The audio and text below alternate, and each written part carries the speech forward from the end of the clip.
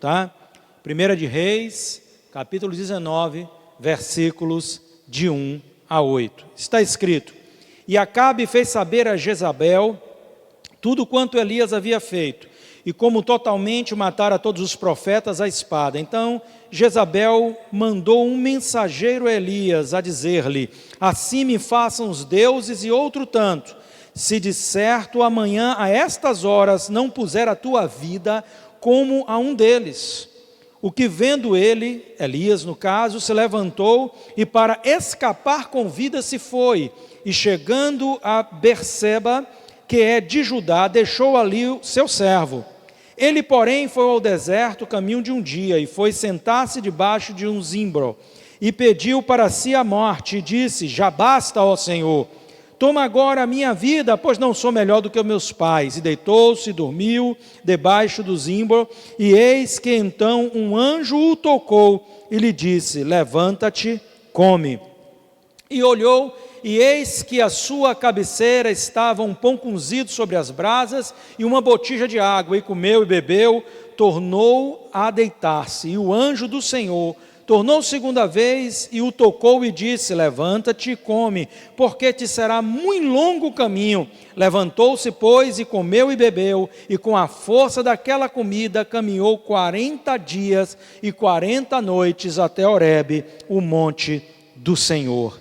Que palavra maravilhosa, que texto tão especial. Queridos, nós temos nesses dias falado muito acerca do perigo de sermos anulados, paralisados pelo medo. Por quê? Porque o medo é um grande adversário da nossa fé.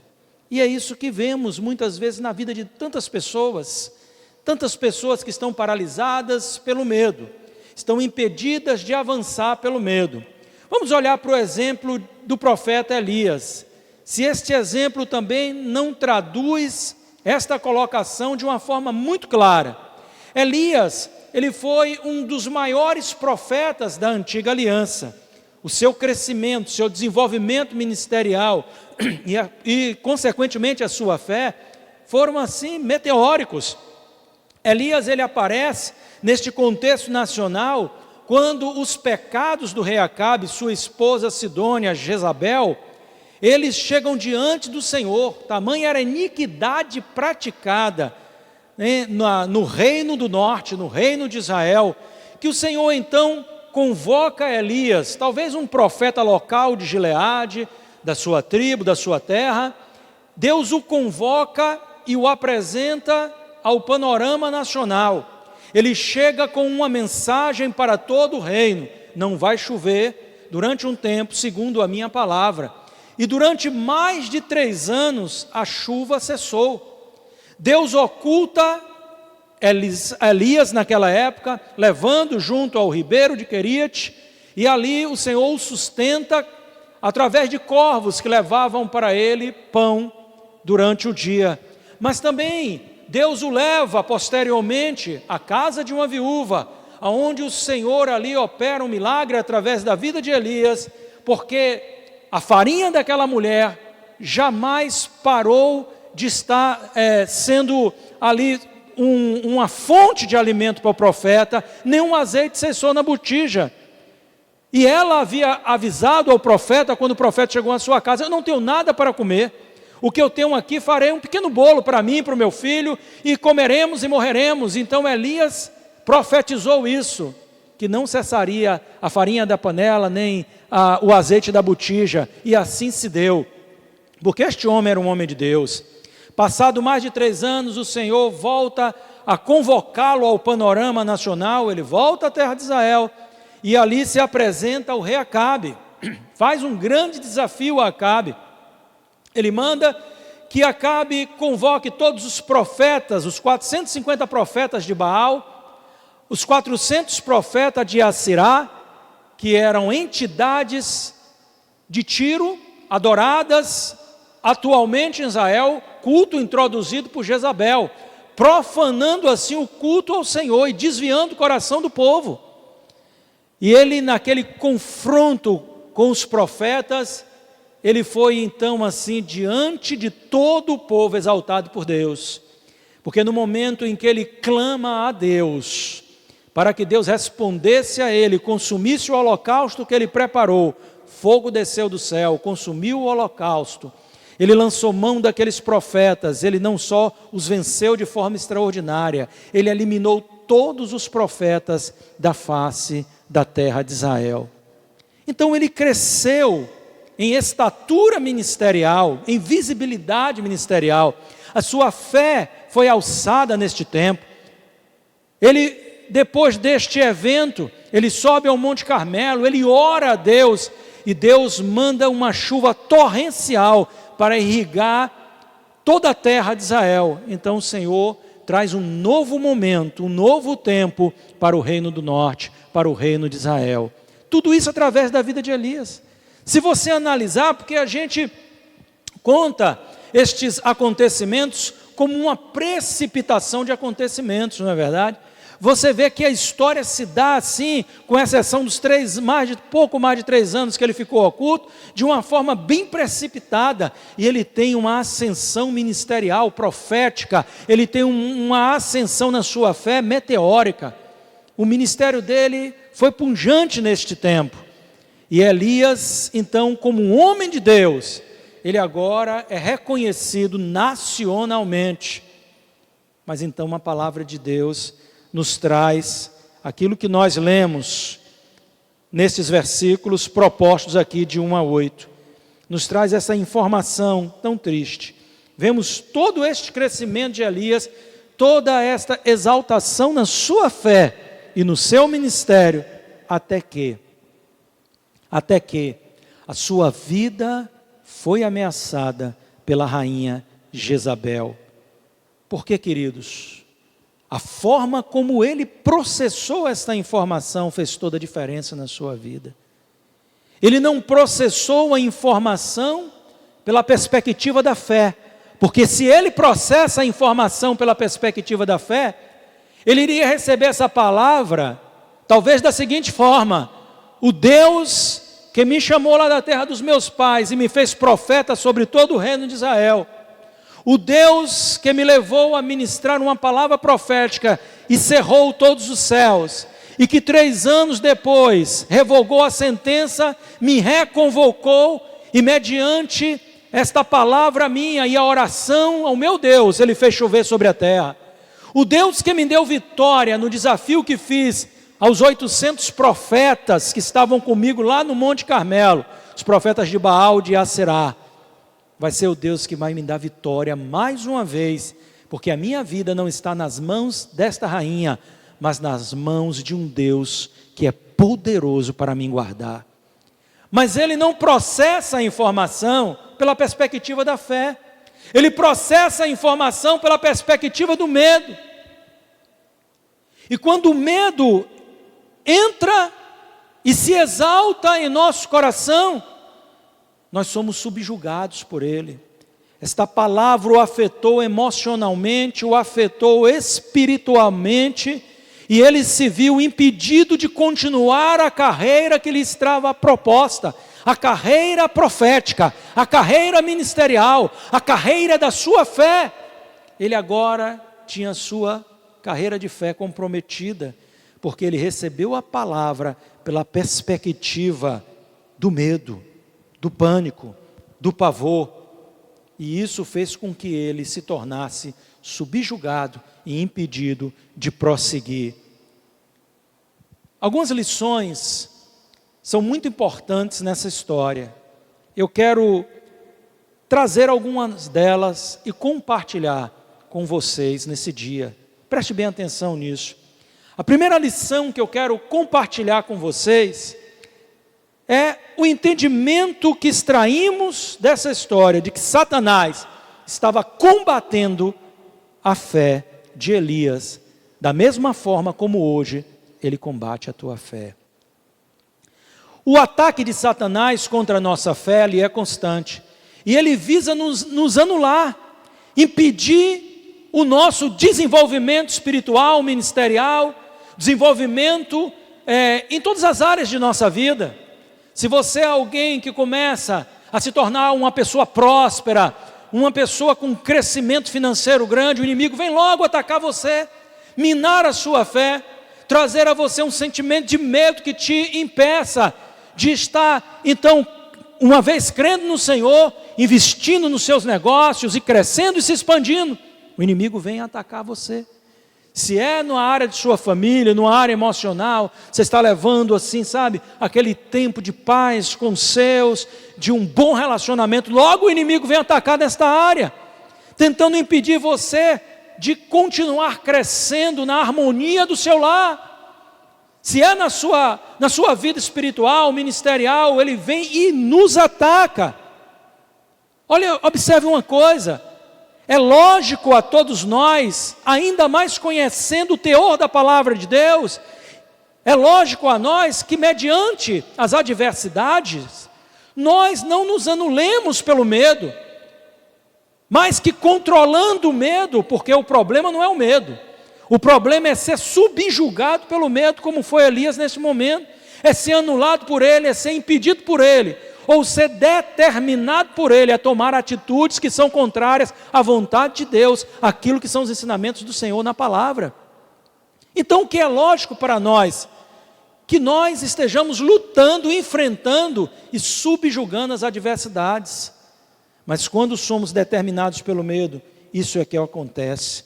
Queridos, Deus nos chama para um embate, para uma luta diária, uma batalha diária, a batalha da nossa fé contra as adversidades, contra essas armadilhas de Satanás, contra sentimentos como medo, que crescendo em nós, habitando em nós e crescendo em nós, vão nos subjugar e impedir que corramos a carreira que nos está proposta.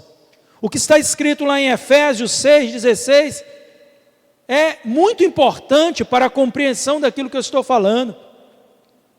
O texto diz, tomando sobretudo, eu gosto que o apóstolo Paulo, quem escreveu esta carta, ele está grifando, com esta palavra, sobretudo, acima de todas as coisas, ele está falando sobre a armadura de Deus, mas ele diz no versículo 16, tomando sobretudo, você toma todas as outras, os outros utensílios, mas sobretudo o escudo da fé. Por quê?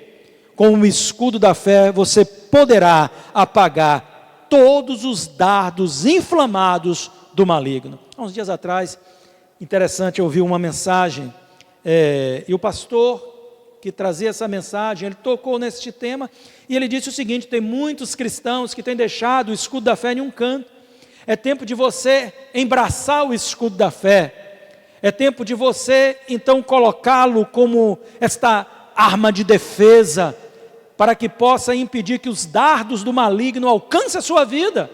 E às vezes, isto é uma grande verdade, nós estamos deixando de lado o escudo da fé, e o inimigo tem nos alvejado com seus dardos inflamados de mentira, com seus dardos inflamados de engano. Pense você, se a maioria das coisas que você teme não são apenas sombras, são possibilidades futuras, que eu declaro aqui que nunca acontecerão. Quando Jó teve aquele problema sério que ele passou na sua vida, ele diz, aquilo que eu temia me alcançou. São temores, queridos, que estão em nós, e muitas vezes se tornam brechas para a ação de Satanás. O inimigo, ele nos observa, mesmo que não ao redor, ao derredor, mas ele nos observa, e ele conhece os nossos pontos de fraqueza. E aqui estava um ponto em que ele alcançou a vida de Elias. Elias estava temeroso, e é necessário que tenhamos uma postura de coragem diante das adversidades. Provérbio 24:10 diz, se te mostrares frouxo no dia da angústia, tua força será pequena. Deus nos chama para ter uma postura de coragem, então somente esforça, ser corajoso, não te mandei eu? Ele disse isso a Josué, e ele diz isso a cada um de nós. E a nossa coragem não está firmada nas nossas capacitações, mas no poder divino. Nós somos corajosos em Deus, em Cristo Jesus, o nosso Senhor. Ele não nos deu espírito de medo, mas espírito de coragem, amor e moderação. Que coisa maravilhosa. Uma segunda lição, tão extraordinária quanto, que eu tiro aqui, é que Deus permite que a fé do profeta seja provada. Existem alguns textos que nos dão um claro entendimento de que o inimigo não nos pode tocar sem a permissão de Deus. Assim foi na vida de um homem extraordinário como Jó. Jó foi tocado pela permissão de Deus. O próprio Satanás diz: tu cerca Jó com sebe. Sebe é uma cerca de gravetos. E ele não podia tocar a vida de Jó sem a permissão de Deus. Mas se é certo que Deus permitiu que o inimigo tocasse a vida de Jó, não para destruir Jó, mas para que a fé de Jó fosse provada e aprovada, o Senhor, Ele permite também que passemos por algumas provações para a aprovação da nossa fé se tornar evidente a todos. Há uma permissão de Deus. 1 Pedro, capítulo 1, versículo 7, para que a prova da vossa fé, escreve Pedro aos dispersos, muito mais preciosa do que o ouro que é perecível e é provado pelo fogo, se achem em louvor e honra e glória na revelação de Jesus Cristo. Pedro não está afirmando que a aprovação da nossa fé não traz um resultado imediato de louvor a Deus. É claro que traz. O testemunho se torna notório, o testemunho se torna imediato, mas além do testemunho produzido, no momento em que a nossa fé sendo provada é aprovada, Ele futuramente trará um galardão a nós na revelação de Jesus Cristo. Será motivo, como diz o apóstolo, de honra, glória, aleluia, e louvor a Deus. E nós seremos galardoados por aquilo que venhamos a fazer e que seja para o louvor de Deus. Nosso galardão não vamos perder, irmãos. Deus tem algo especial para nós, mediante a vitória que temos através da nossa fé. Então eu quero que você preste atenção nisso. Talvez Deus esteja permitindo que você passe por algum momento de adversidade, quer seja agora, ou alguma experiência que você já tenha no passado, ou que venha a ter no futuro, não importa. O que importa é que Deus está no controle de todas as coisas. Ele permitiu, mas Ele dá tempo e também Ele está fortalecendo você. Isso não é indeterminadamente. Essa provação, ela tem começo, meio e fim. O Senhor determina o tempo para estas coisas acontecerem. E o Senhor também nos sustenta nesse momento de adversidade. Nós estamos passando por um momento de adversidade que toca a todos nós. Talvez não direta, mas indiretamente. Mas é necessário que saibamos que esta provação não é para nos destruir, mas é para a aprovação da nossa fé, louvor, glória e honra ao nome de Jesus Cristo. E por fim, o teu galardão virá, o Senhor te abençoará. E a terceira lição, que eu quero dar uma ênfase maior, ela é extraordinária. E a lição é: nem sempre temos maturidade de fé para lidar com certos problemas que atingem a nossa vida. Diante da ameaça à sua vida, fica evidente que Elias desaba. Ele veio a se recompor depois. Ele veio a se levantar depois. Mas neste momento, ele não estava preparado para lidar com isso. Talvez esta seja a sua situação.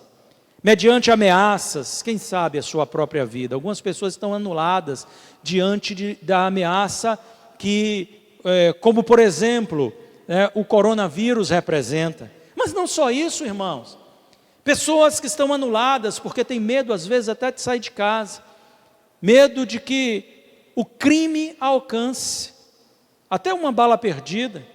Nós, como cristãos, temos que ter uma postura diferente.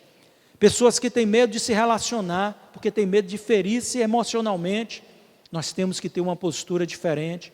Medo de empreender. Eu posso perder tudo. Pode não dar certo, se Deus está no controle, se Deus está dando a você direção, se você está fazendo as coisas com equilíbrio, você não tem que temer, porque você serve a um Deus vivo e verdadeiro e poderoso para te dar vitória diante de todas as tuas lutas e circunstâncias. Mas no caso específico aqui, ele viu a sua vida ameaçada, ele desabou. Satanás, ele diz algo que é importante analisarmos a Deus no tempo da provação da vida de Jó. Segunda vez que ele foi ter com Deus e que o tema de Jó foi exposto, ele disse a Deus: pele por pele, e o homem dará tudo o que tem por sua vida. Ainda bem que ele não estava certo acerca de Jó. E eu creio que ele não está certo acerca daqueles que não têm em nada a sua vida como preciosa, desde que cumpra o ministério que Deus tem para a sua vida, como disse o apóstolo Paulo. Jesus disse: aquele que quiser ganhar a sua vida vai perdê-la, mas aquele que entregar, que perder, que abrir mão da sua vida por amor de mim, vai achá-la, vai tê-la como despojo. Olha que coisa maravilhosa, irmãos.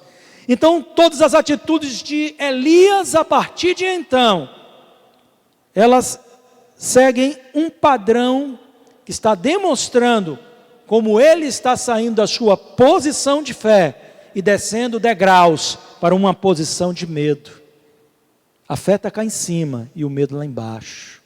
Então é uma descendente o caminho que agora este profeta, que teve o seu ministério, que teve a sua fé exaltada diante dos olhos do povo de Israel, ele agora está sendo determinado e motivado pelo medo que se assenhorou das suas emoções e abateu a sua fé. Vamos ver algumas dessas atitudes que determinam este padrão, este comportamento. Primeiro, ele teve uma atitude antagônica à orientação divina para a vida de qualquer pessoa que crê em Deus. O que ele faz? Ele, ao invés de buscar apoio nas pessoas que estavam ao seu lado, porque a nossa fé é edificada também, queridos, quando estamos nos momentos difíceis de nossas vidas, buscando auxílio às pessoas espirituais ao nosso lado. Perceba, este homem, ele sai rapidamente de Israel, fugindo. Então ele abandona o apoio daqueles que ali estavam e que tinham por certo de que ele era um homem de Deus e um profeta, e o apoiariam. Ele abandona a sua posição, ele abandona o projeto de Deus para a sua vida e ele foge.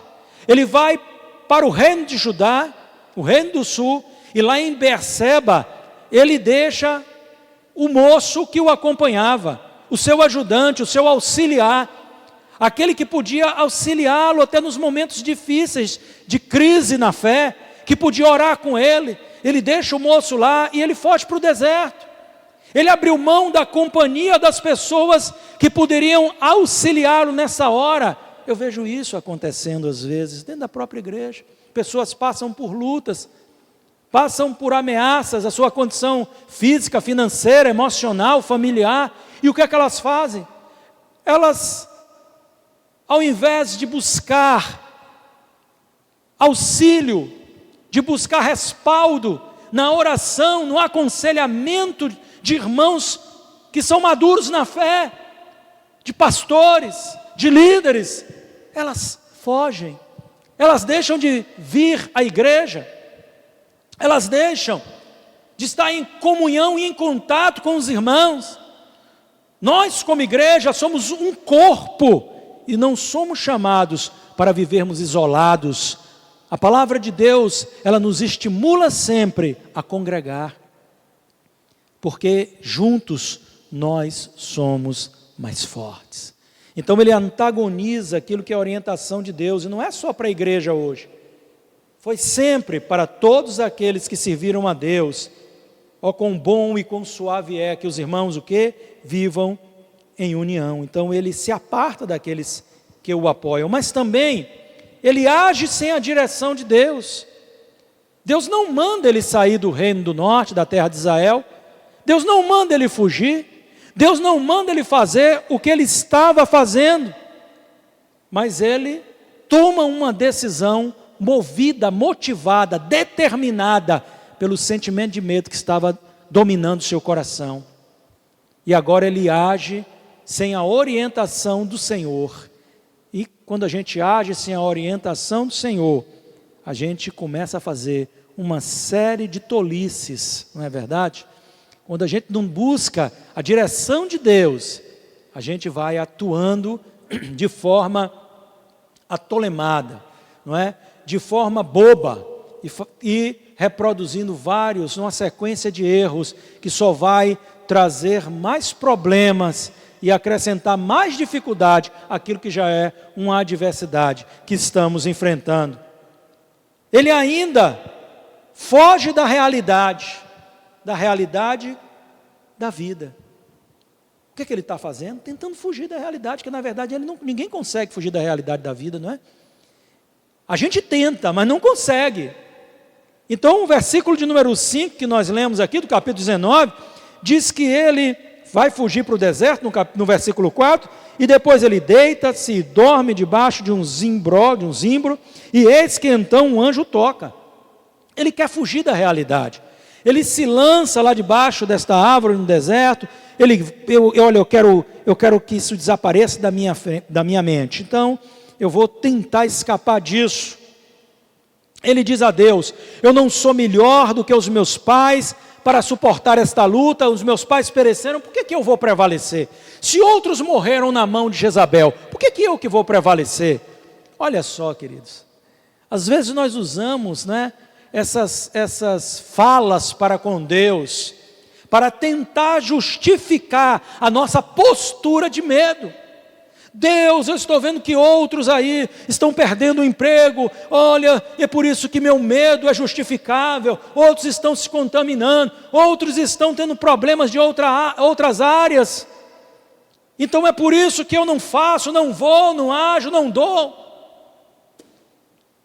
A gente sempre procura se justificar. É uma tentativa tola de fugir da realidade, dos problemas que estão nos cercando. Deus não nos chamou para fugir, mas para enfrentar os problemas e vencer no poder do Espírito Santo. Deus está convocando você hoje para isso, para que você enfrente os problemas, não fuja da realidade. As pessoas se jogam dentro de um quarto, se escondem dentro de uma casa. Não, eu quero fugir desse problema, deixa isso passar, deixa o tempo passar, deixa ver se as coisas se resolvem por si mesmas. Não vão se resolver se você não estiver orando e se você não estiver atuando como crente. As coisas não vão se resolver por si mesmas. Nós entendemos que pessoas agem assim. Temos exemplos até bíblicos, como o de Jonas, como por exemplo. Jonas fugiu de Deus, ele fugiu daquilo que lhe foi confiado. Ele achou aquilo uma barbaridade, pregar aos inimigos de Israel. Então ele foge da presença de Deus, ele vai para o porão do navio, ele se oculta ali enquanto uma tempestade estava lá de fora. Ele foi dormir, ele queria perder, não é, na verdade, né, o sentido de que essas coisas estavam acontecendo. Mas as coisas continuaram acontecendo, e embora ele tenha tentado fugir da realidade, a realidade veio a ele, e ele acabou tendo que enfrentar a realidade, para que ele pudesse, então, realmente se recolocar na posição que Deus o queria. Pessoas assim, elas tendem a ficar paralisado na estrada. Sabe quando você está paralisado de medo diante de uma situação? É isso que acontece. Você não tem reação.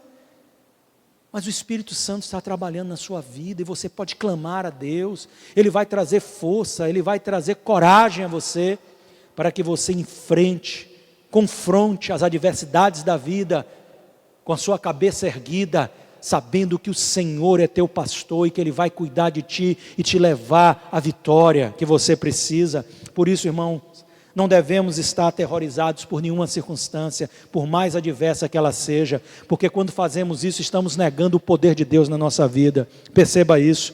A fé deste homem não correspondeu aos estímulos de Deus, pois o medo a impedia. É a segunda atitude que nós estamos vendo nele aqui. Ele teve o auxílio de Deus para o despertá-lo. Ele teve a orientação de Deus, pois o Senhor manda um mensageiro a ele para dizer o que ele tinha que fazer. Ele foi divinamente provido, mas depois de tudo isso, ele voltou a deitar. Não houve proveito no investimento que Deus fez na sua vida. Tem gente que está assim. Você já ouviu tantas mensagens, você já recebeu tantas orações, você já foi ministrado em orações, você já recebeu tantas palavras de ânimo, você já foi fortalecido pelo Espírito Santo tantas vezes, você já até experimentou a bênção de Deus. Deus é quem prover na sua vida, você sabe disso. Deus te protege, Deus te sustenta, mas parece que tudo isto não teve um bom proveito para você, porque agora você está anulado pelo medo diante de alguma adversidade. O medo é um grande inimigo da tua fé e é uma arma nas mãos do diabo. Cuidado com isso. E como eu disse, o problema não é o medo em si, mas é ser subjugado, paralisado e determinado pelo medo. Isso que não pode acontecer em nossas vidas, mas quantos estão assim hoje? Mesmo sendo ministrados por Deus, se veem acovardados e fogem. Cuidado, porque o diabo quer destruir a sua fé, mas o Espírito Santo quer investir na sua vida neste dia e mudar certas realidades em seu viver. Então é importante saber o que fez Elias para vencer essa armadilha, essa armadilha do medo, uma armadilha sentimental e espiritual. Porque através deste exemplo nós vamos aprender, e quem sabe, nós vamos fazer uma aplicação em nossas vidas nessa manhã. No versículo de número 8, capítulo 19, existe algumas coisas aqui extremamente interessantes. O texto diz o seguinte: levantou-se, pois, e comeu e bebeu, e com a força daquela comida caminhou 40 dias e 40 noites até Horebe, o monte de Deus. Então perceba algumas coisas aqui importantes. A primeira delas é que a palavra afirma que ele se levanta, o que indica que esteve caído. Olha como o medo nos leva para o chão. Quando a palavra diz que ele se levantou, é porque ele estava prostrado. Ele estava depressivo, prostrado lá no deserto. O medo o anulou. Mas agora, então ele responde aos estímulos. Deus está investindo na sua vida. E ele diz: não é isso que eu tenho aprendido de Deus. O meu Deus é maior do que tudo isso. Eu vou me levantar. Ele dá um pulo, ele se levanta. Ele se põe em pé. Ele agora se firma sobre seus pés. Ele já não aceita mais estar prostrado. Isso já foi um grande avanço aqui na sua condição. E assim somos nós. Não podemos aceitar estar prostrado diante das adversidades. Porque se vimos um Deus que é maior do que todo este vento que está aí fora, maior é aquele que está conosco do que aquele que está no mundo, diz a palavra do Senhor. Então, queridos, o que é que nós aprendemos aqui? Nós não podemos decair de nossa fé, nós não podemos descer degraus. A nossa fé nos leva para frente e não faz com que nós retrocedamos. Os que retrocedem, Deus não tem prazer nestas pessoas. A fé nos projeta, a fé nos eleva, a fé nos faz alcançar lugares ainda mais altos, pelo poder da palavra que está operando em nós. Uma segunda lição aqui: ele reconhece a voz e a ação divina. Muitas pessoas não conhecem, não reconhecem nem a voz e nem a ação divina. É por isso que você vê pessoas que entram dentro de uma igreja, todas são ministradas com uma mesma palavra, mas algumas saem dali tomando posse de sua vitória, outras saem dali dizendo: tudo é a mesma coisa para mim, eu venho e vou e nada adianta. Eu não sei se é a igreja, eu não sei se são os pregadores da igreja, eu não sei, mas alguma coisa está errada. É claro, sempre lá fora, né? Nunca há um reconhecimento de que o erro está ali, né? Mas por que isso acontece? A resposta é essa, que nem todos têm a fé para discernir o agir de Deus. E é necessário que você peça isso ao Senhor: Deus, eu quero discernir o teu agir, porque parece que as coisas estão acontecendo em um processo aleatório, não há uma ordem divina sobre isso. Eu quero dizer a você: Deus está no controle de tudo. Descansa o teu coração, descansa a tua alma. Nada está acontecendo aleatoriamente. Eu não estou vendo Deus agir, Deus está agindo. Deus está fazendo grandes coisas nesse tempo, mesmo sendo um tempo de adversidade para todo mundo. Nós, Igreja de Jesus, nós temos visto o agir de Deus nas mínimas coisas, a começar pela percepção do agir de Deus na nossa própria vida, porque estamos aqui e o Senhor tem sustentado a nossa sorte. Na mesa, quando sentamos para nos alimentar, no agasalho que nos cobre, muitos têm perecido neste momento de adversidade, mas nós estamos aqui, sabe por quê? Porque aqueles que confiam em carros e cavalos têm perecido. Tem gente que confia na ciência, tem gente que confia no jornalismo, naquilo que o jornal diz, naquilo que o apresentador fala. Mas nós não, nós olhamos o que a palavra nos diz, porque esta é a verdade incontestável de Deus. E bendito seja Deus, louvado seja o seu nome. E então, por fim, ele continua a caminhada. Eu quero dizer uma coisa muito importante, que você guarde isso no seu coração. Uma é a fé que nos faz levantar de uma posição aonde estamos caídos. Outra é a fé que nos leva a caminhar. O fato de você estar em pé na presença de Deus não quer dizer que você esteja correndo a carreira que Ele propõe a você. Ponha isso no seu coração. Você pode dizer: eu sou uma pessoa crente.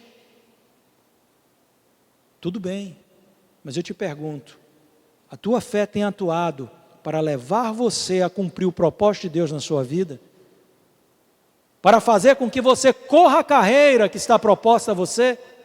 Se não, você precisa hoje buscar esta fé, para que esta fé, uma vez atuando na sua vida, coloque você em movimento espiritual, movimento ministerial, para realizar o que Deus tem na sua vida e através dela. Entenda isso. Talvez você esteja em pé, mas a sua vida espiritual, ministerial esteja paralisada, estagnada. Então esta condição, ela é a primeira condição, é a postura, mas Deus nos desafia a correr uma carreira que Ele mesmo propõe para nós. Meu amado irmão, se o medo te paralisa hoje, eu sou crente, pastor, mas eu também tenho medo. Ter medo não é problema. O problema é ser movido pelo medo, é ser paralisado, determinado pelo medo. Se essa é a tua condição, o Espírito Santo quer agir na tua vida, e no poder do nome de Jesus, eu declaro libertação sobre você nesta manhã. Pessoas às vezes deitam e não dormem, preocupadas com situações na sua vida, e entenda, o medo às vezes nada mais é do que sombra de coisas que nunca acontecerão. E se isso acontecer, e se as coisas se derem dessa maneira, e se a rainha me capturar realmente, mandar me degolar, para isso, ela precisa passar por cima de Deus, assim como as adversidades não podem te tocar, se não for pela permissão do Senhor. Se determine, se levante nesta manhã, se ponha em pé, declare que o Senhor é na tua vida, e se Deus é por nós, quem será contra nós? E acima de tudo, guarde isso no seu coração. A nossa fé nos projeta sempre à frente e jamais nos leva a retroceder. Creia em Deus. Não permita que nenhuma seta do inimigo, que nenhuma adversidade tire você da posição de fé e lhe leve a uma posição de alguém subjugado pelo medo. O Senhor é contigo, em nome de Jesus. Amém. E que Deus os abençoe.